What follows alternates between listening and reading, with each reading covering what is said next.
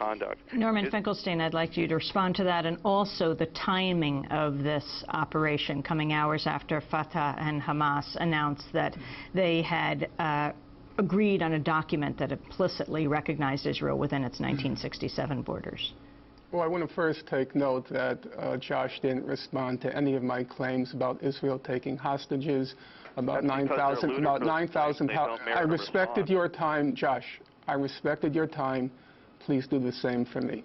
He didn't respond to any of my claims about Israel taking hostages, routinely killing Palestinians taken prisoner, and so on and so forth. So let's turn to the issue that Josh wants to address, namely the context. I'm very happy to do so. Let's look at the context. Since Israel withdrew from Gaza in September 2005 till today, the estimates run between 7,000 and 9,000 heavy artillery shells have been shot and fired into Gaza. On the Palestinian side, the estimates are approximately 1,000 Qassam missiles, crude missiles, have been fired into Israel.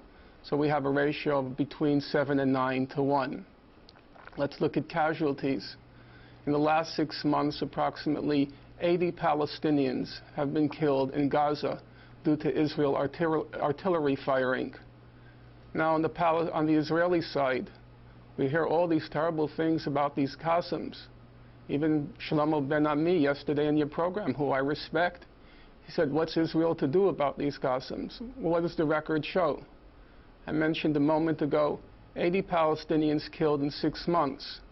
There have been exactly 8 Israelis killed in the last 5 years from the Qassam missiles. Again, we have a huge disproportion, a huge discrepancy. Now, Josh says Israel has a responsibility to protect its citizens. I totally agree with that.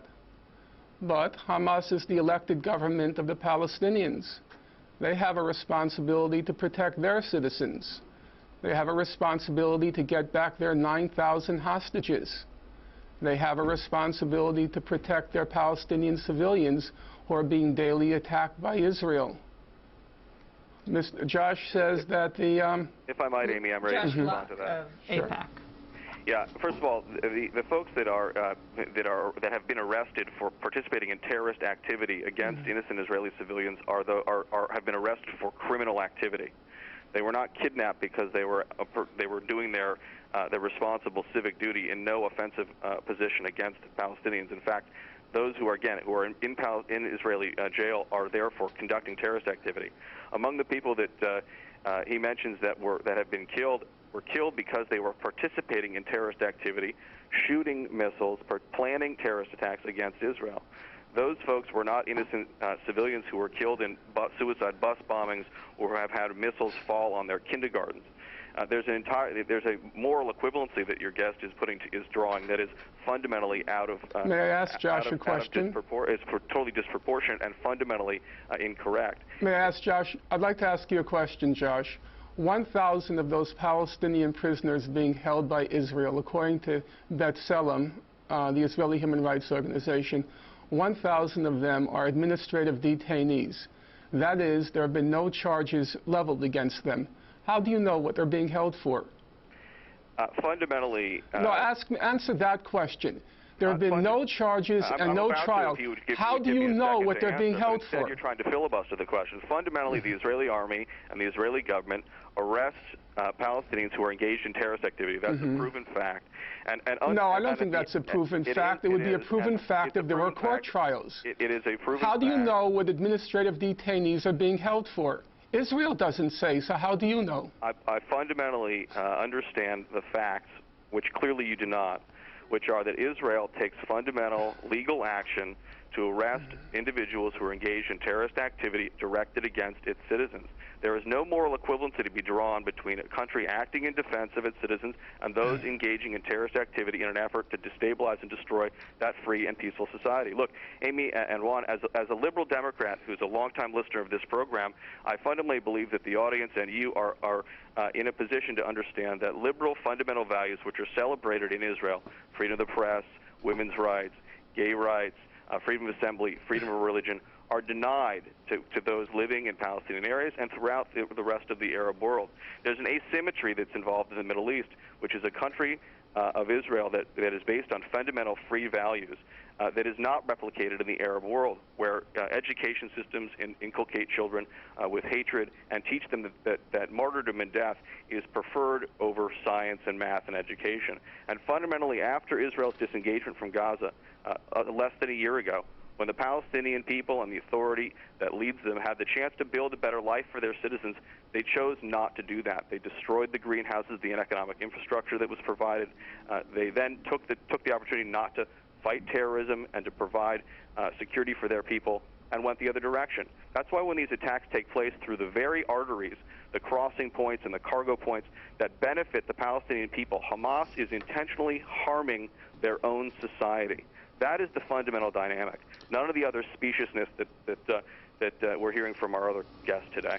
But Josh Block, I'd like to ask you that on the targeted assassinations that Israel has often participated, has often executed in Palestinian territories, we hear repeatedly of innocent civilians. Putting aside the fact whether the people who were targeted were actually terrorists or not, because we have Israel's reporting that they are, but the innocent civilians that are inevitably killed in these missile attacks, how is that justified as not terrorism against the civilian population? No, you're absolutely right, and those incidents are deeply regrettable. I think any one of us would say that, and I think any American, any Israeli would say that innocent people who are killed as a result of a military action unintentionally that's a tragedy. But there's again a moral difference between an army. Israel's military goes to great lengths to prevent those kinds of incidents, and if you look at the number of preventative attacks that Israel has carried out, with the number of those who have been incidentally and unfortunately killed in those incidents, there's a tremendous preponderance of occasions when, in fact, Israel has gone to great lengths not to harm innocent civilians. We just have a minute. We gave Josh Block the first word, Professor Norman Finkelstein the last. Well, the question is whether or not there is a significant difference between what Israel does and what the Palestinians do, apart from the fact that Israel does it in a much higher proportion than Palestinians. If you indiscriminately fire on a civilian population, which Israel routinely does under international law, and here I can quote the president of Tel Aviv University, Yoram Dinstein, who's one of the leading international experts on these matters, he says there's no difference whatsoever between intentionally targeting civilians and indiscriminately firing into a civilian crowd. He says both of them are terrorism. So if Hamas blows up a bus, as it used to do in Tel Aviv, that's terrorism. If Hamas were to say we didn't intend to kill the civilians, we intended to blow up the bus, people would laugh. But if Israel drops allow me to finish. If Israel drops a 1-ton bomb on a densely populated neighborhood in Gaza, as it did in July 2002, and it said, oh, we didn't intend to kill the civilians, we just intended to kill a Palestinian terrorist, it would be considered as preposterous as if Hamas said we only intend to blow up the bus. I'm sorry. They're both terrorism. There's been no apology from Hamas for those incidents. Israel apologizes when things like that happen. Israel didn't apologize for it. As a matter of fact, Ariel Sharon hailed the bombing of Gaza City that time as one of the greatest acts in Israeli history. Again, we're going to have to leave it there. I want to thank you, Josh Block, for joining us, spokesperson for AIPAC, American Israel Public Affairs Committee in Connecticut.